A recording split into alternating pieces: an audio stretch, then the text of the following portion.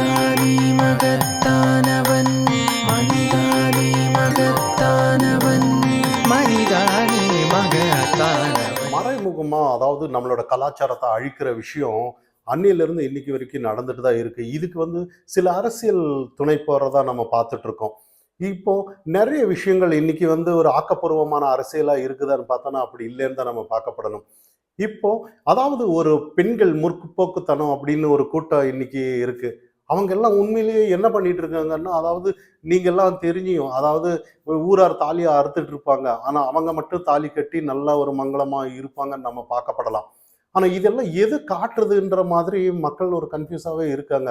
இது இல்லாம படம் எடுக்கிற முந்தியெல்லாம் படம் எடுத்தானே ஒரு ஆக்கப்பூர்வமான படம் பார்க்கலாம். இப்பெல்லாம் எப்போ ஒரு பிரிவினையை தோன்றுறது, இல்லைன்னா ஒரு ஜாதி, இல்லை ஒரு சர்ச்சைக்குரிய கருத்து, இல்லைன்னா ஏதோ ஒரு கலாச்சாரம் அழிக்கிற மாதிரி, இல்லைன்னா யங்ஸ்டர்ஸ் அதாவது கெடுற மாதிரி தான்.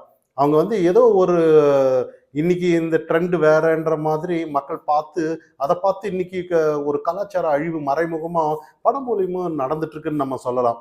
அதே மாதிரி இப்போ சமீபத்துல ஒரு படம் வந்திருக்கு. அதாவது பேட் கேர்ள் அப்படின்ட்டு நீங்க பார்க்கலாம். வெற்றிமாறன் இயக்கத்துல.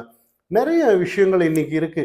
இந்த படம் இயக்குறவங்கலாம் நிறைய சீமான் அவர்களை திட்டுறாங்க. அதாவது சீமான் தமிழ்நாட்டு அரசியல்ல ஏதோ ஒரு தவறான ஒரு இது பண்ணிட்டு இருக்கிறாருன்ற மாதிரி. உண்மையிலேயே சீமானால என்ன தவறுன்ற மாதிரி தான் கருத்து. சீமான் பெரியார் அவர்கள் பத்தி சில கருத்துக்கள் சொல்லிட்டு இருக்கிறது என்ன சரியான கருத்து தானே சொல்றாருன்ற மாதிரி இன்னைக்கு மக்கள் ரசிச்சிட்டு இருக்காங்க.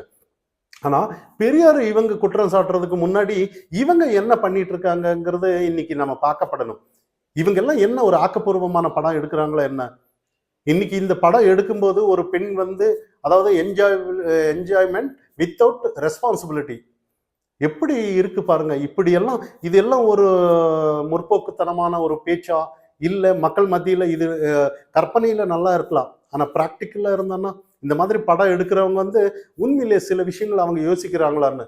ஏன்னா இப்போ அடுத்த வீட்டுக்கு தானே நம்ம தாலியா இருக்கிறோன்ற மாதிரி. அதே மாதிரி தான் நம்ம ஒரு மெசேஜ் இப்போ அடுத்த பெண்கள் ஏதாவது ஆனா இப்ப சென்னையில ஒரு 3 பெண்கள் நேத்து ஒரு பாலியல் சின்ன பசங்க நம்ம செய்திகள் எல்லாம் பார்த்துட்டு இருக்கோம்.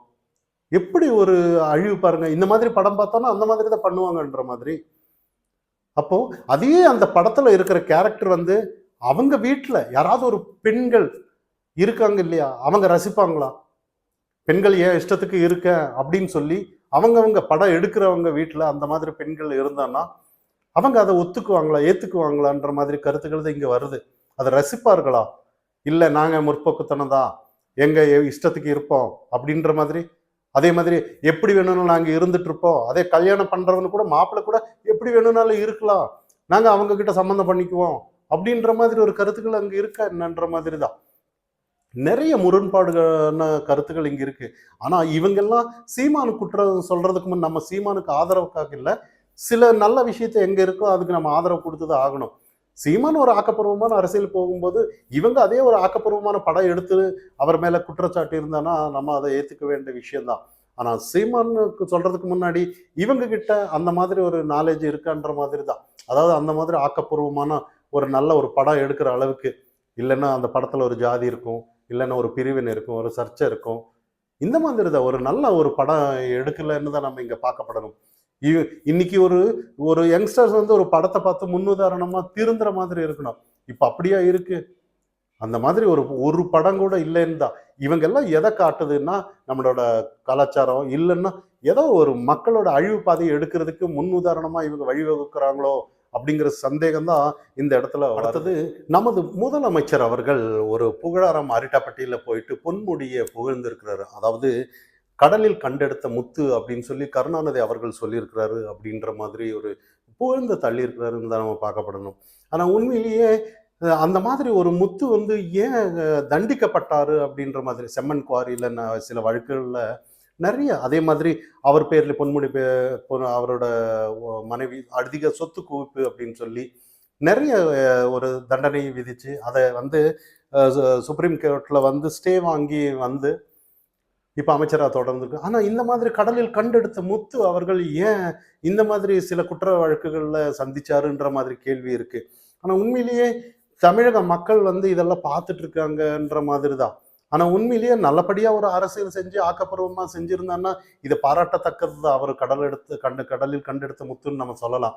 ஆனா இந்த மாதிரி குற்ற வழக்குல இது பண்ணும்போது ஒரு சவுதி அரேபியால எவ்வளோ பிசினஸ் தொடங்கி இருக்கிறாரு, நிறைய குற்றச்சாட்டுகள் வருது அவர் பையன்.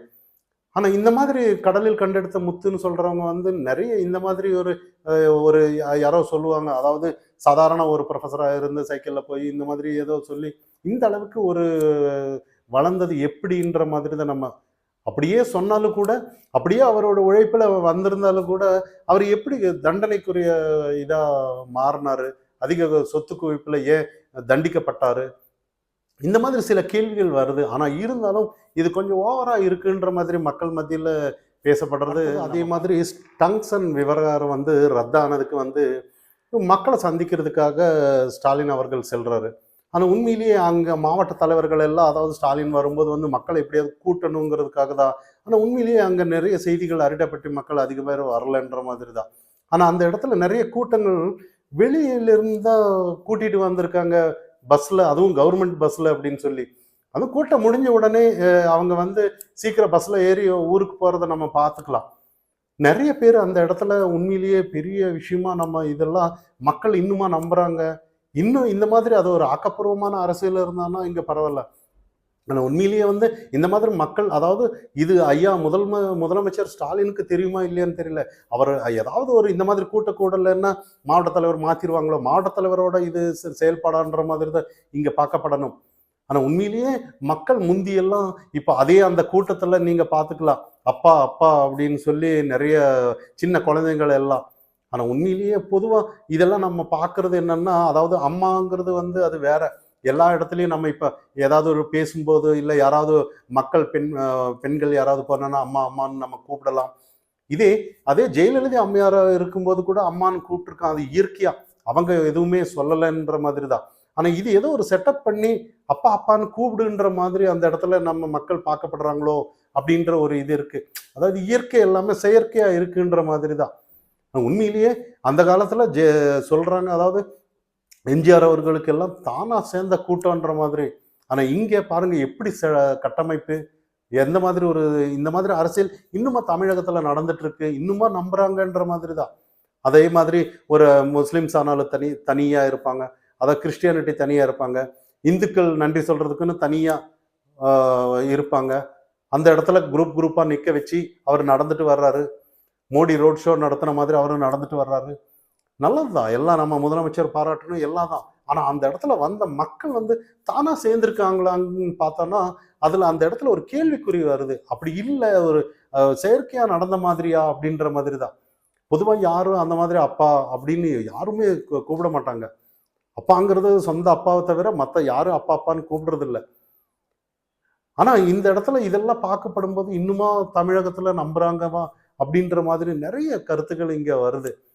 நிறைய இந்த மாதிரி இன்னுமா, அதாவது ஒரு ஆக்கப்பூர்வமான அரசியல் இல்லை, நிறைய குற்றச்சாட்டுகளும் இருக்கு.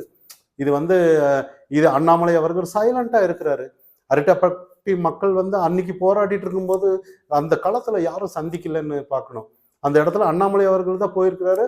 அவரால் தான் சில சாத்தியப்பட்டிருக்குன்னு தான் நம்ம இன்னைக்கு பார்க்கப்படணும்.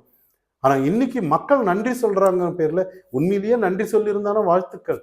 ஆனா அந்த இடத்துல ஒரு கட்டமைச்சு செயற்கையா ஆள்களை கூட்டிட்டு வந்து அந்த இடத்துல நிக்கிற மாதிரி சில நிலைப்பாடு இருக்கும்போது மக்கள் இன்னுமா நம்புறாங்க. இன்னும் முதலமைச்சர் அவர்களும் இதை நம்புறாங்களான்ற மாதிரி தான். ஆனா அவருக்கு அது தெரியுமான்ற மாதிரி தான் இங்க கேள்விகள் வருது.